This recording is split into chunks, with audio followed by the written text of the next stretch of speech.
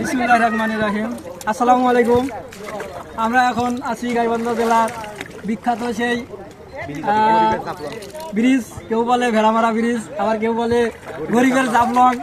তো সেখানে আমরা কিছুক্ষণ আগে আসলাম। তো এখানে দেখেন দৃশ্যটা অনেক সুন্দর লাগতেছে, প্রকৃতির চারপাশে ভিউটা অনেক সুন্দর। ওখানে সাইডে দেখতে পাবেন ওখানে ব্রিজ, সুন্দর ব্রিজ পাশে। এদিকে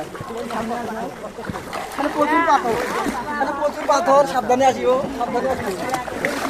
পাথর আর পাথর, জাফলং গরিবের অসাধারণ একটা আমাদের আস্তে আস্তে আসে ওখানে।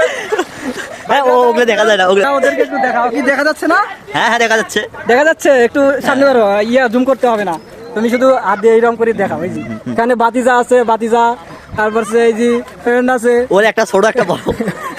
এইদিকে একটু দেখা হয় যে পাথরগুলো অনেক সুন্দর। পাথর পানি দেখা যায় না, কিন্তু আপনারা যদি আসেন সাবধানে আসবেন। এখানে দেখতে পাচ্ছেন